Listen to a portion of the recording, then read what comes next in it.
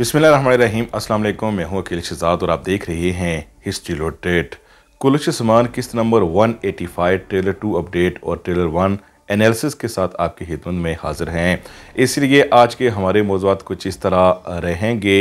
उस्मान बे के साथ असीम बिक्के खातून ने क्या खेल खेला है।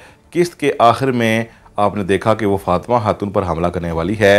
फातिमा खातून भी यहाँ से कैसे बच जाएगी, होलोफेरा वगैरह जितनी भी ख़वातीन थी वो कैसे बच जाएंगी, आपको बताएंगे।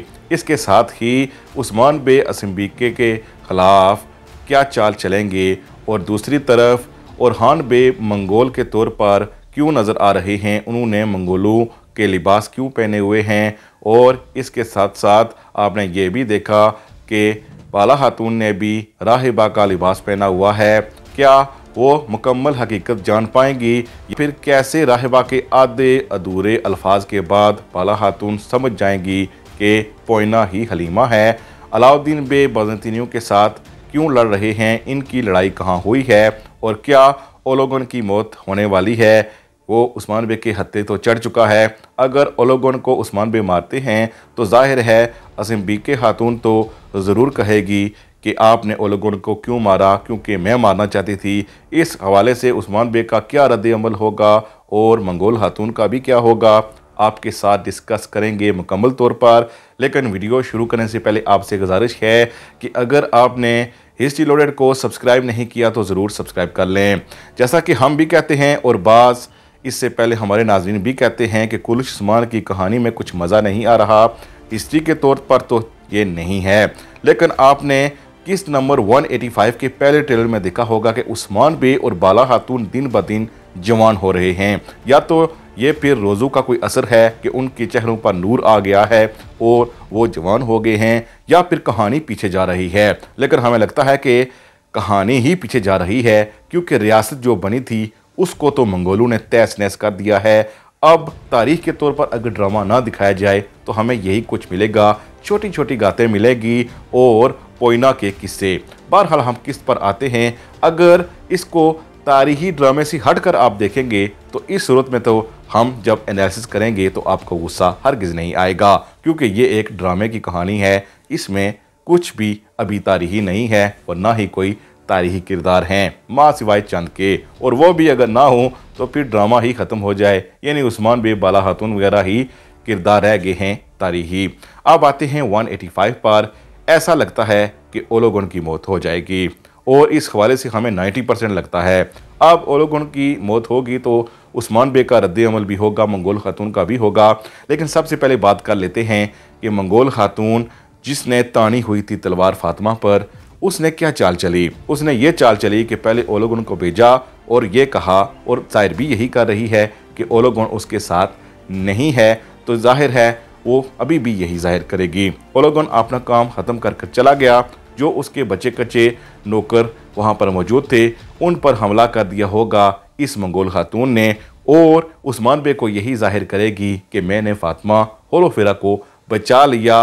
जाहिर है बाकी कबीले को वो ना बचा सकी, लेकिन मेन किरदारों को बचा लिया। इससे ये होगा कि एक दफ़ा फिर वो उस्मान बे पर एहसान जतलाएगी कि हमने आप पर एहसान किया, अब आप ज़रूर महसूल हमें अदा करें।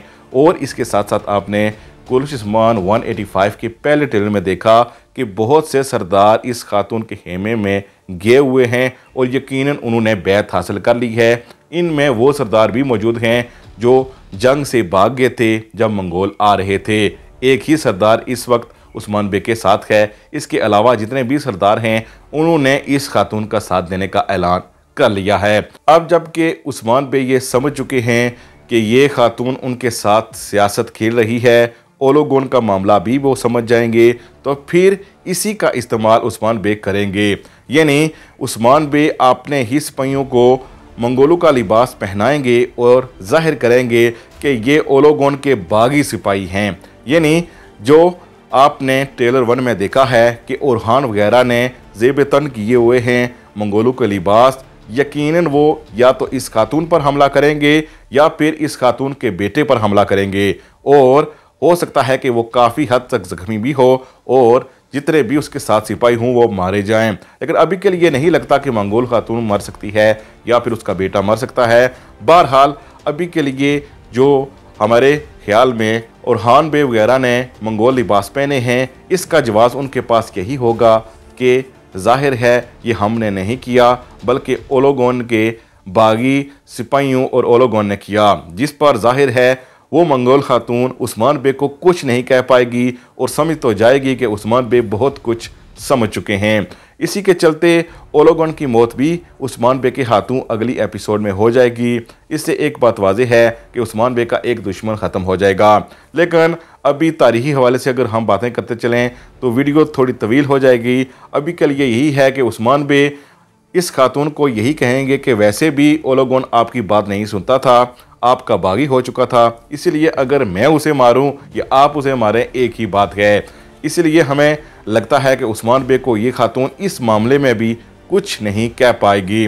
लेकिन असल बात आती है दूसरी कि अलाउद्दीन बे किससे लड़ रहे हैं। अलाउद्दीन बे जब बाहिफाजत बाला खातून वगैरह को वहाँ से निकाल लेंगे, जाहिर है सोफिया वहाँ से भाग जाएगी, तो फिर जाहिर है पीछे बाज़ंतीनी आए हैं, ये उस वक्त का सीन होगा, यानी किस्त के शुरुआती सीन में से एक सीन होगा।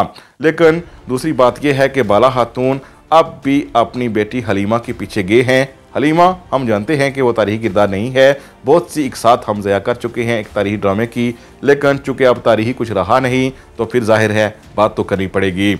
पोइना के हवाले से एक बात तो तय हो चुकी है कि बाला खातून को मालूम हो चुका है कि जो लड़की हलीमा है उसका इसने नाम पोइना रखा हुआ है। राहिबा ने मरना से पहले बता दिया है। लेकिन सवाल ये पैदा होता है कि ये सब कुछ कैसे हुआ। जैसे कि ट्रेलर में आप देख सकते हैं कि जिस किले में सोफिया रहती है वहाँ पर एक बार फिर बाला खातून वगैरह दाखिल हुई हैं लिबास पहनकर बाज़ंतीनी, और बाज़ंतीनी लिबास पहनकर उन्होंने सुन लिया कि ये राज कोई और भी जानता है और वो एक राहिबा है। इसके बाद वो वहाँ से निकली हैं। जब तक वहाँ पर सोफिया पहुँचती है इन्होंने राहिबा के लिबास पहने हैं यानी बाला खातून ने, और बाज़ंतीनी सिपाहियों का लिबास पहनकर आपने जो सिपाही थे उनको पहनाकर साथ ले गई हैं और दाखिल हो गई हैं, बल्कि उस राहिबा तक पहुंच भी गई हैं। राहिबा उनको कुछ बताने ही वाली थी लेकिन सोफिया वहां पहुंच गई है और सोफिया ने उसे मार डाला है। अब राहिबा चूँकि पोइना के हवाले से बता चुकी है कि उसका नाम पोइना है, तो जाहिर है अब जब वापस आएंगी बाला खातून और वहाँ पर मरियम मौजूद होगी तो उसके सामने जब ये कहा जाएगा कि उसका नाम सोफिया ने पोइना रखा हुआ है तो यकीनन मरियम सोचेगी कि मैं ही तो हलीमा नहीं हूँ, और इससे हलीमा के हवाले से जो राज है वो दिन ब दिन नज़दीक आता जाएगा। यानी किस्त नंबर 185 में ये होने वाला है कि ओलोगोन की मौत होने वाली है। उस्मान बे और मंगोल खातून सियासत के ज़रिए एक दूसरे को ज़ेर करने की कोशिश करेंगे। उस्मान बे भी अपने सरदारों को ढूंढेंगे जो इनका साथ दें, और ये खातून भी तुर्क सरदारों को अपने साथ मिलाएगी। दूसरी तरफ हलीमा का राज भी सामने आने वाला है, लेकिन वो हो सकता है कि किस्त नंबर 185 में सामने ना आए।